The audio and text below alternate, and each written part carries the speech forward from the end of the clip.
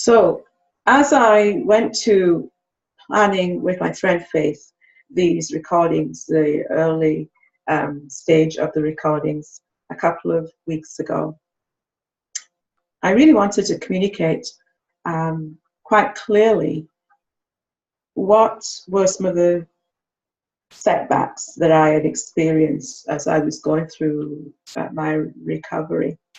And I have to admit that when Faith asked if she could interview me, I really wanted the interview to be perfect, the lighting to be perfect, my examples or my thoughts to be clear and specific, so that it would hopefully help as many people as possible who are dealing with a brain injury to actually feel a sense of normality, because honestly, there's often little validation that comes with an injury that is not perceived as being obviously significant. And so many people with concussions, brain injuries, suffer internally because their body is not working properly and their brain is not working properly, but they look okay on the outside. However, the interview progressed quite well, and we were able to get through the 5 little segments that we had planned to tape, and all had gone well. I was quite pleased with my ability to stay somewhat focused and communicate the message that I had wanted to get out. And then the crisis hit. That particular morning, my internet decided to crash before those videos actually were converted. And so we had spent an hour and a half on these segments, only to have everything disappear. And I was devastated. I was frustrated.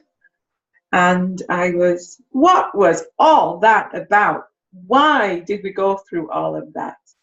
And it took so much energy to stay focused while being recorded and think about what I wanted to say, because it doesn't necessarily come so smoothly anymore. I have to really plan to be specific and clear some days. So the crisis was hard. The risk, well, dare I ask my friend to give me a do-over? Can we do this again? She had given me quite a bit of her own time, and I thought I had messed up. Couldn't even do that. Automatic negative thinking. However, I contacted Faith and she said, sure, we'll do a do-over. Let's do it on Wednesday, which was only 2 days after the day we had originally done our recording. The interview again went well. However, this time I'd chosen a different location, and it was a fairly cloudy day. And when I got the recordings all saved, I was not happy. They did not look very good. And as I said in the previous segment, crisis number 2, what do you do when life hands you lemons? I just thought, you know, this is a lot of lemonade, and I'm not really sure I really like lemonade anymore. And was about to quit at that point in time. As I mentioned previously, I am learning that sometimes those mistakes and those do-overs, actually, they are an opportunity to learn something about the situation or myself, my blind spots. There is a learning often there if we can all halt that negative thinking and reframe it into a positive mindset. So after a few days of things going wrong, I said to myself,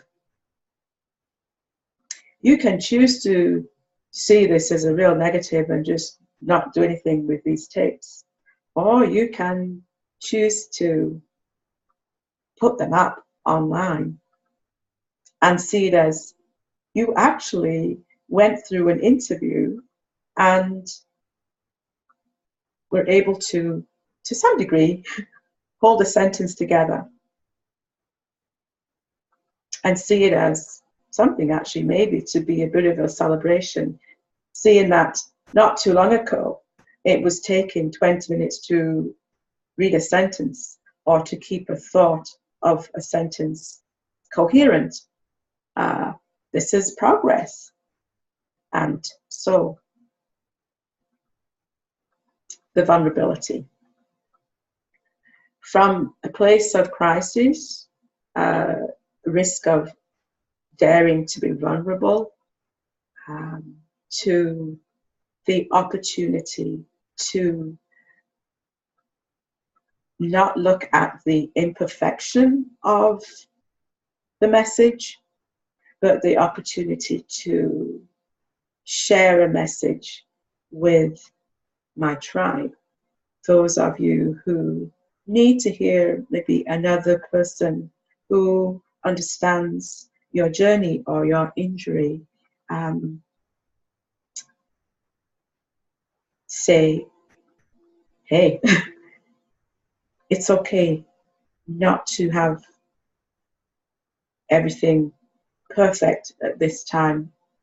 It's okay to work with what you have right now. The injury is real. The recovery is real. The symptoms that may prolong, they are real also. And only you know in your head, in your body, the effort that you are putting into your new normal. That's the opportunity to not give up, to be tenacious, to be resilient, to work with whatever life throws at you, to make lemonade with lemons, and to not be afraid to be vulnerable. So again, my name is Vinnie Gibson. I'm with Sunflower Transitions. I'd love to hear your thoughts or comments on these little vignettes, videos. I'd love to speak with anybody who would like to know more about my journey, or if I can support or help someone who is going through recovery from a brain injury, concussion, a busy businesswoman, professional woman, basically anybody that would actually want to talk to me about transition. Specifically, I am passionate to hear from women and those going through brain injury. So again, you can reach me www.sunflowertransitions.com. You can also email me vinniegibson5@gmail.com. I'm also on LinkedIn and on Twitter. I'll make sure I post my connections there so that you can find me, and I look forward to speaking to you soon. So for now, sayonara, have a good evening, and thank you for listening.